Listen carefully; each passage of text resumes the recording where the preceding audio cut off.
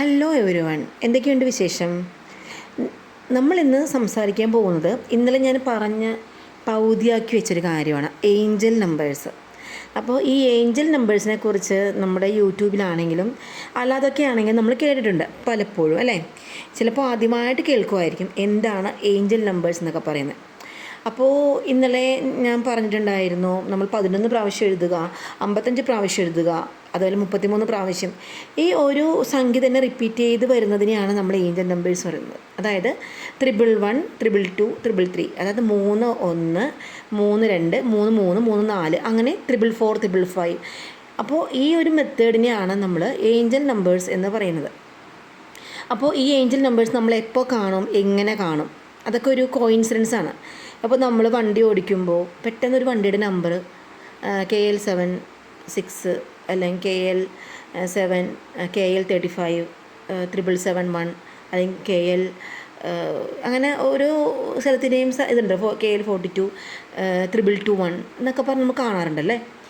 ചില ഭയങ്കര റെയർ നമ്പറായിരിക്കും. അതായത് ചില നമ്പേഴ്സ് ചോദിച്ച് വാങ്ങുന്ന നമ്പറുണ്ട്, 1000, 999.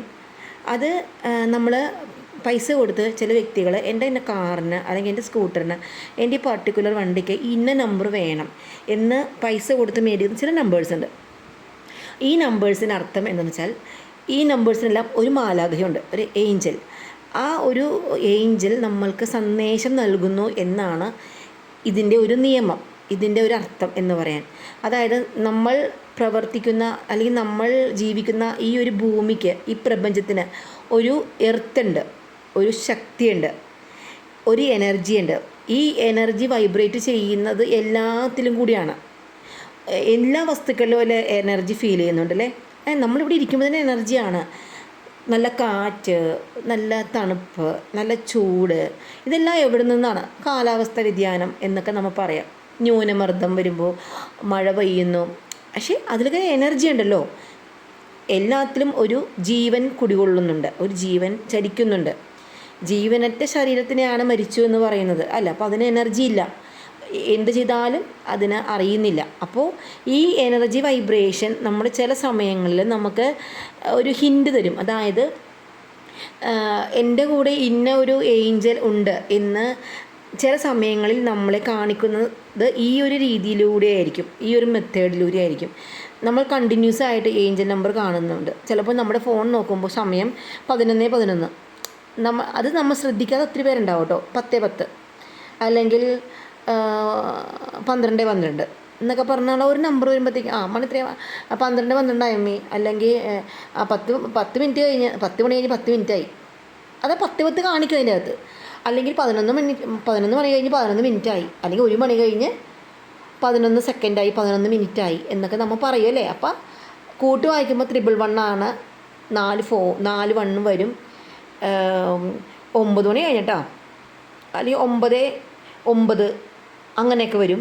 അപ്പോൾ ഈ ഒരു നമ്പർ ഇപ്പോൾ 2024 എന്ന് പറഞ്ഞപ്പോൾ ഇപ്പോൾ നമ്മുടെ മന്ത് 12-ാം മാസം ആണെങ്കിൽ 12-ാം മാസം 12-ാം തീയതി 12 മണി എന്നൊക്കെ പറയില്ലേ. ഇപ്പോൾ ഫെബ്രുവരി 2-ാം മാസം 2-ാം തീയതി 2 മണി. അപ്പോൾ 3 ആ ഒരു ടൈമിംഗ് ഇല്ല, അത് ഭയങ്കര ഒരു ടൈമിങ്ങാണ്. ഫെബ്രുവരി 2-ാം തീയതി 2 മണിക്ക്, അങ്ങനെയുള്ള ഒരു ഫെബ്രുവരി 2-ാം മാസം, അങ്ങനെ ഒരു ടൈമിങ്ങൊക്കെ നമുക്ക് കോയിൻസിഡൻസ് ആണ്. അങ്ങനെയൊക്കെ ചിന്തിക്കുന്ന ഒത്തിരി പേരുണ്ട്. നമ്മൾക്ക് ഈ നമ്പേഴ്സിനെ കുറിച്ചും അല്ലെങ്കിൽ ഇതിനെപ്പറ്റി നമുക്ക് അത്ര അറിവില്ലാത്തത് കൊണ്ട് നമ്മൾ ഈ ഒരു ടൈം നമ്മൾ നോക്കാറില്ല. പണ്ട് ആൾക്കാർ പറയും രാഹുകാലം നോക്കുന്നു, നല്ല സമയം നോക്കുന്നു.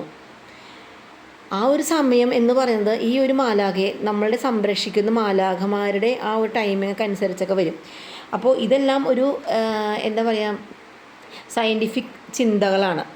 ഈ ഒരു ചിന്തകൾ നമ്മൾ അങ്ങനെയൊക്കെ ചിന്തിക്കാൻ തുടങ്ങുമ്പോൾ നമ്മൾ ഓട്ടോമാറ്റിക് നമ്മൾ പെട്ടെന്ന് വണ്ടി എടുത്ത് പോകുമ്പോൾ, അല്ലെങ്കിൽ നമ്മൾ ബസ്സിൽ യാത്ര ചെയ്യുമ്പോൾ, നടന്ന് പോകുമ്പോൾ പെട്ടെന്ന് ഒരു നമ്പർ കാണണേണ് 999 എന്ന് പറഞ്ഞ് നമ്മൾ 999, ആ 999 നമ്മൾ കണ്ടു. ഓക്കെ, അതൊരു ഫോൺ നമ്പറാണ്, നമ്മളത് കണ്ടു. ഓക്കെ, അത് വിട്ട് കളഞ്ഞു. പെട്ടെന്ന് നമ്മൾ ബസ്സിൻ്റെ നമ്പർ അല്ലെങ്കിൽ ഒരു സ്കൂട്ടർ പോകുമ്പോഴത്തേക്കും 999 വന്നിയാണ്.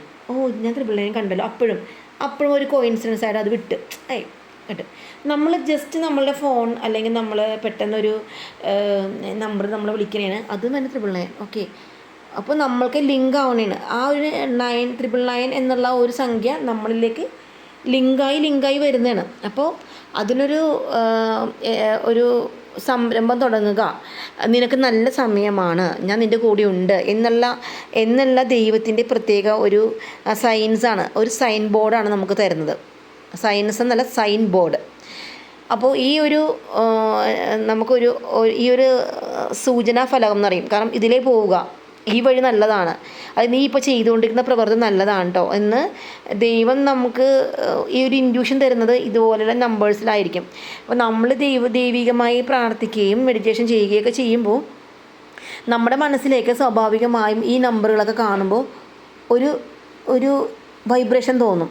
ഞാൻ എന്താ ഈ നമ്പർ കാണുന്നേ, ഞാൻ എപ്പോഴും കാണുന്നുണ്ടല്ലോ ഈ നമ്പർ, എന്താണെന്നാവോ എന്ന് നമുക്ക് സ്വയമായിട്ടൊരു ചിന്തകൾ വരും.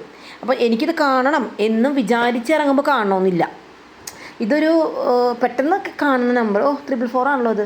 ഓക്കെ, ചിലപ്പോൾ അത് കണ്ട് നമ്മൾ മറന്നു. ഓക്കെ, പെട്ടെന്ന് ആ നമ്പർ കണ്ടോ, 441 ആണല്ലേ, 440 വന്നല്ലേ നമ്പർ കണ്ടോ, 4 നമ്പർ ഒരുമിച്ച് വന്നു. അപ്പോൾ ഈ 444 എന്ന് പറയുമ്പോഴത്തേക്കും അതൊരു സംരക്ഷണത്തിൻ്റെ, അതായത് ഒരു ഏഞ്ചൽ എൻ്റെ കൂടെ ഉണ്ട്, ആ കാണുന്ന വ്യക്തിയുടെ കൂടെ ഒരു മാലാഖയുണ്ട് സംരക്ഷിക്കാൻ എന്ന ഒരു ഇത് തരുന്നതാണ്. അതാണ് നമ്മൾ ഒരു കാര്യം എഴുതുമ്പോഴത്തേക്കും 444 4 പ്രാവശ്യം 4 ദിവസം എഴുതുക, അല്ലെങ്കിൽ 11 പ്രാവശ്യം 11 ദിവസം എഴുതുക, 33 പ്രാവശ്യം 3 ദിവസം എഴുതുക. അപ്പോൾ 333 ആയി.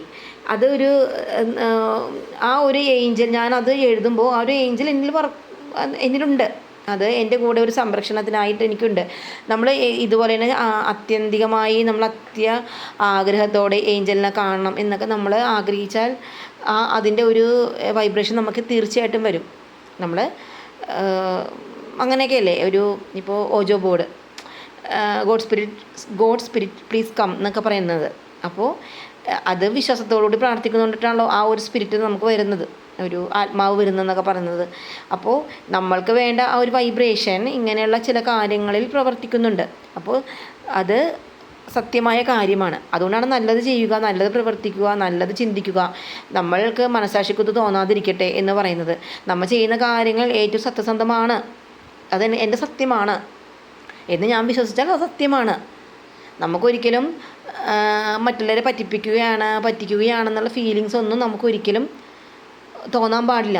ഞാനൊരു പ്രവൃത്തി ചെയ്യുമ്പോൾ അത് അവനെ പറ്റിക്കുകയാണോ അവളെ പറ്റിക്കുകയാണോ എന്നുള്ള ചിന്തകളൊന്നും നമുക്ക് വന്നു കഴിയുമ്പോൾ അവിടെ തെറ്റായിട്ടുള്ള ഒരു ചിന്തകൾ അല്ല, നാം ചെയ്യുന്ന പ്രവൃത്തി നല്ലതാണ്, ഒരു കാര്യം ചെയ്യുന്നത് ഇന്നതിന് വേണ്ടിയിട്ടാണ്, അത് നല്ല കാര്യത്തിന് വേണ്ടിയിട്ടാണ്, നല്ലതിനായിരിക്കണം.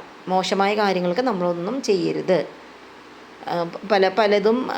പല കാര്യങ്ങളും നമ്മൾ ചെയ്യാൻ തുടങ്ങുമ്പോൾ ഏറ്റവും നല്ലതായിരിക്കാൻ ശ്രമിക്കുക, ഏറ്റവും നല്ല വ്യക്തികളോട് പറയാൻ ശ്രമിക്കുക.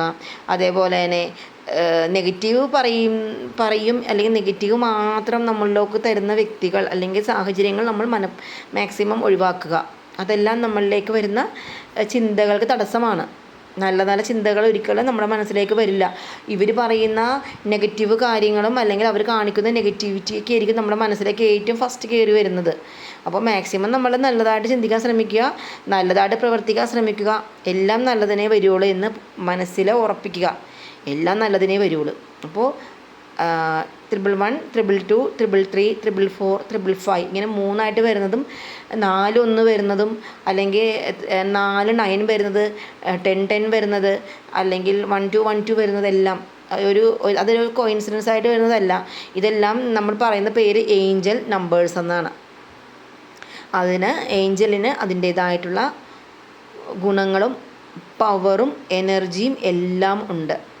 നമ്മുടെ പ്രപഞ്ചം ഒരു മാഗ്നറ്റിക്കാണ്. നമ്മിലേക്ക് സർവ്വതും കൊണ്ടുതരാൻ ഈ മാഗ്നറ്റിക്ക് സാധിക്കും, ഈ ഒരു പവറിന് എനർജിക്ക് സാധിക്കും.